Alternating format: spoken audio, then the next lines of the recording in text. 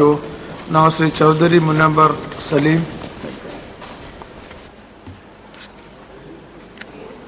अध्यक्ष जी, आपका बहुत बहुत शुक्रिया और मेरे दल के अध्यक्ष माननीय मुलायम सिंह यादव जी का शुक्रिया। हिंदुस्तान के सबसे बड़े सदन में पहली बार मुझे एक सार्थक विषय पे बोलने का मौका मिल रहा है। मैं पूरे दिन से यहाँ जो तकरीरें सुन रहा हूँ, यहाँ जो लोगों की चर्चा और परिचर्चा देख रहा हूँ, उससे मुझे ये लगता है कि सदन काफी गंभीर है इस समस्या के लिए। खास तौर पर मणिशंकर अय्यर जी जब बोल रहे थे तो लग रहा था कोई सामाजिक परिवर्तन का अगुआ बोल रहा है। गहलोत साहब जब बोल रहे थे तो लगता था कि कोई मजदूर बोल रहा है। कुछ सवाल जो हमारे सीने में जलते हैं मैं वो भी आपके दरमियान रखना चाहता हूं। मैं एक शेर से अपनी शुरुआत करना चाहता हूं। बूढ़ा नजर आता है गरीबी का लड़कपन, बूढ़ा नजर आता है गरीबी का लड़कपन, मजदूर के बेटे ने जवानी नहीं देखी। मैं आपसे अर्ज करना चाहता हूं अध्यक्ष जी, मैंने पूरी समस्या और पूरी स्टडी करने के बाद यह पाया कि हिंदुस्तान की सरकार खुद ये मानती है कि एक आदमी की आम आदमी की आमदनी ज्यादा से ज्यादा 28 रुपए है। मैं इस दर्दनाक पहलू को इस महान सदन में बयान करना चाहता हूं। मैं उन परिवारों को इस देश में जानता हूं जिनका कुत्ता 28 रुपए से ज्यादा रोज खाता है। इस देश के लिए आजादी के 63 साल बाद एक शर्म का पहलू है, शर्म की बात है। इस देश में, इस सदन में बैठ के हमारे कर्णधार नीतियां बनाते हैं, उन नीतियों पे देश चलता है।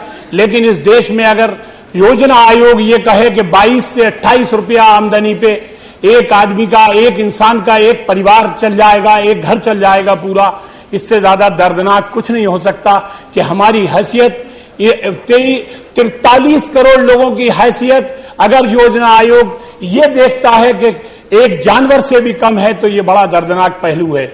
मुझे नहीं मालूम अय्यर साहब के दिल में इतने सवाल देखते हैं, वो अपनी पार्टी के प्लेटफॉर्म पे इतने प्रभावी नेता हैं, वो कोई सामाजिक परिवर्तन का अस्त्र क्यों नहीं बनाना चाहते।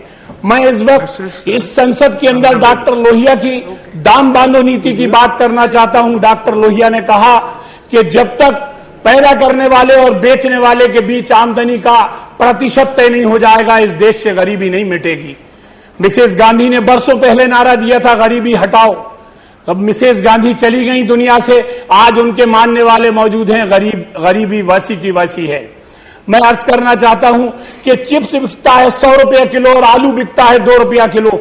माननीय मंत्री अगर कहीं मेरी बात सुन रहे हो, अगर वो कोई सार्थक बहस करना चाहते हैं, कोई बुनियादी परिवर्तन लाना चाहते हैं, अगर वो इस मुल्क से गरीबी को हटाना चाहते हैं, तो उन्हें बुनियादी सवालों पे जाना पड़ेगा।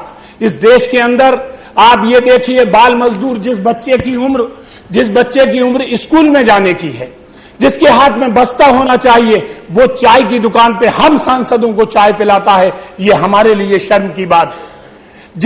जिस बहन को अपनी इज्जत और आबरू बचा के अपने घर जाना चाहिए, वो बंबई जैसे महानगर के अंदर रोजगार को लेके अपना जिस्म फरोशी करती है। 63 साल बीत जाने के बाद भी हिंदुस्तान की सरकार चलाने वाले, जिन्होंने पहले चलाई, जो अब चला रहे हैं, उनके लिए ये शर्म की बात है।